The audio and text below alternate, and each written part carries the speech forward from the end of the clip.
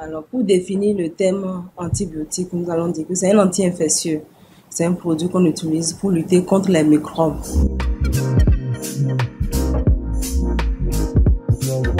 Les antibiotiques sont administrés dans les cas d'infection bactérienne. Parce qu'il y a plusieurs types d'infections. Ça peut être parasitaire, ça peut être viral ou ça peut être bactérienne. Et dans les cas d'infection bactérienne, c'est en ce moment-là qu'on utilise les antibiotiques. L'objectif, c'est de tuer le germe, le microbe qui a donné la maladie au patient. Donc, le rôle, c'est d'éliminer le germe dans l'organisme simplement.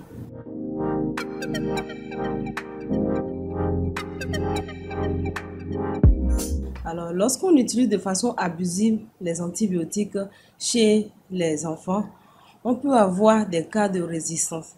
C'est-à-dire, quand l'enfant n'a pas besoin de l'antibiotique, vous utilisez. Lorsque l'enfant aura vraiment besoin de l'antibiotique, lorsqu'on va mettre ces genres d'antibiotiques-là, l'enfant va développer des résistances contre ça. Donc, on peut avoir des cas de résistance. Et c'est notre lutte aujourd'hui, puisque de plus en plus, on a beaucoup de cas de résistance aux antibiotiques.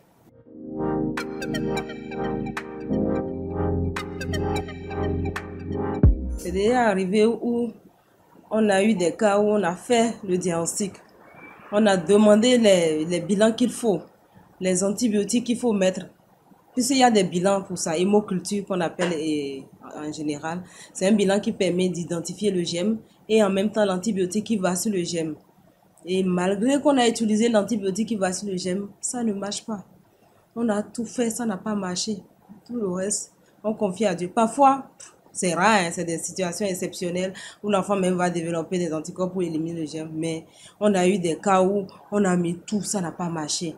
Le germe évolue jusqu'à donner la mort à l'enfant.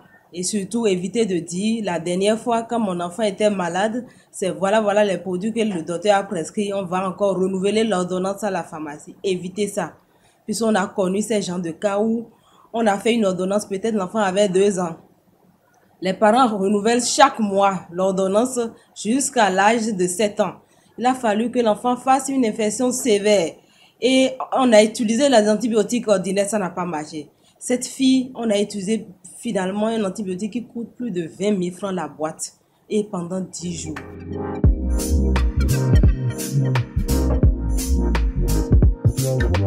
Chers parents, chères mamans, je vous prie d'éviter d'aller acheter les antibiotiques comme des bonbons dans les pharmacies.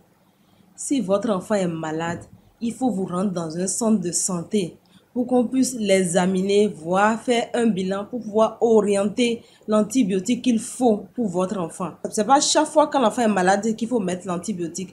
Puisqu'il y a des enfants, quand ils sont malades, peut-être c'est une infection virale, qui même sans mettre un traitement, ça passe.